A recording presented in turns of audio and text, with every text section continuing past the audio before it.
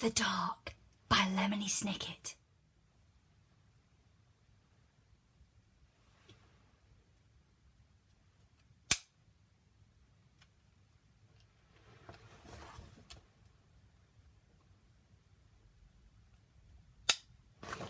Laszlo was afraid of the dark. The dark lived in the same house as Laszlo, a big place with a creaky roof, smooth, cold windows and several flights of stairs.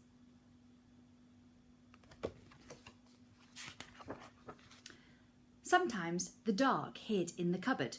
Sometimes it sat behind the shower curtain.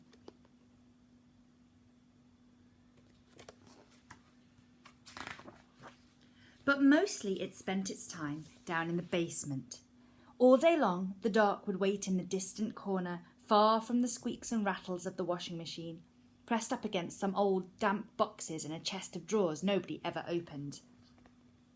At night, of course, the dark went out and spread itself against the windows and doors of Laszlo's house. But in the morning, the dark would be back in the basement where it belonged. Laszlo would peek in every morning. "Hi," he would say. "Hi, dark."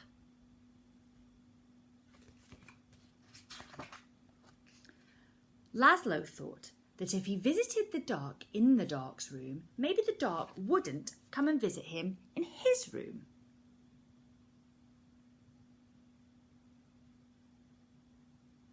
But one night, it did.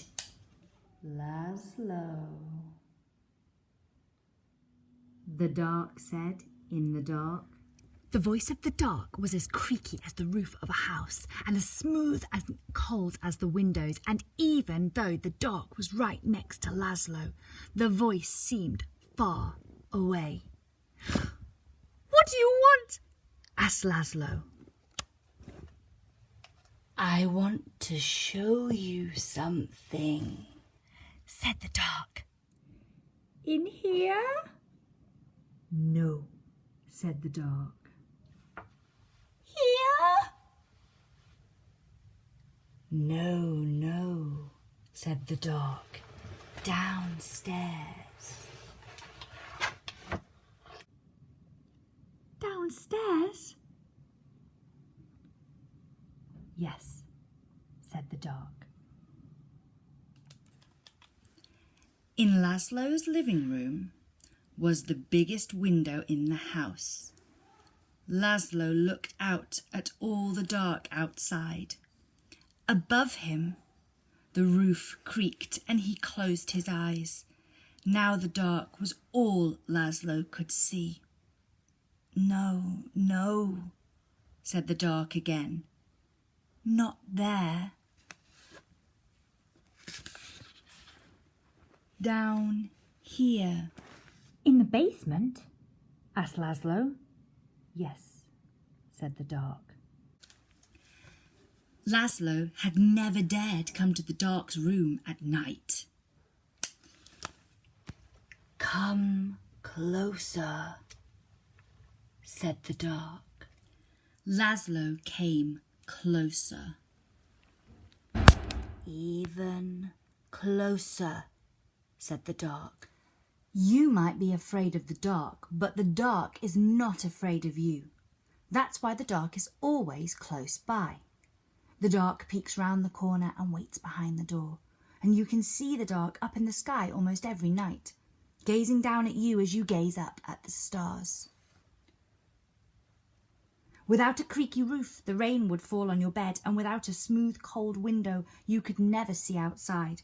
And without a flight of stairs, you could never go into the basement where the dark spends its time. Without a cupboard, you would have nowhere to put your shoes, and without a shower curtain, you would splash water all over the bathroom, and without the dark, everything would light, and you would never know if you needed a light bulb." "Bottom drawer," said the dark. "What?" "Bottom drawer," said the dark. "Open the bottom drawer." "Thank you," said Laszlo. You're welcome, said the dark. By the time Laszlo got back into bed, the dark was no longer in his room, except when he closed his eyes to go to sleep.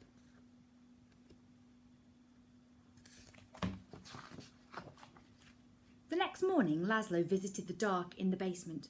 "Hi," he said. "Hi, dark."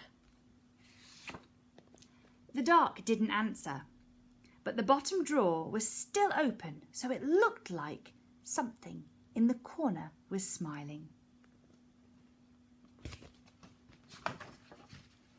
The dark kept on living with Laszlo, but it never bothered him again.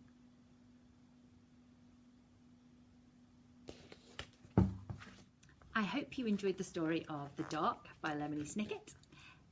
My favourite part was playing the role of the dark, because the dark has been given a character all of its own. And Lemony Snicket has done this in lots of different ways through personification, talking about the way that the dark's voice sounds, creaky voice, cold and smooth, and the things that it does and says and the way it behaves around Laszlo. Now, of course, Laszlo starts out quite scared of the dark and changes towards the end. So your task is to create a role on the wall or a character map all about the dark. And on the inside of your gingerbread man, your picture, you can write all the things about the character of the dark. What do they sound like? What is their personality? Are they scary? Are they kind? Are they generous? And you can write all that on the inside. And then on the outside, Laszlo himself feels certain ways or thinks certain things about the dark, and you can write those around the outside. And I really would love to see some of them posted on SeeSaw.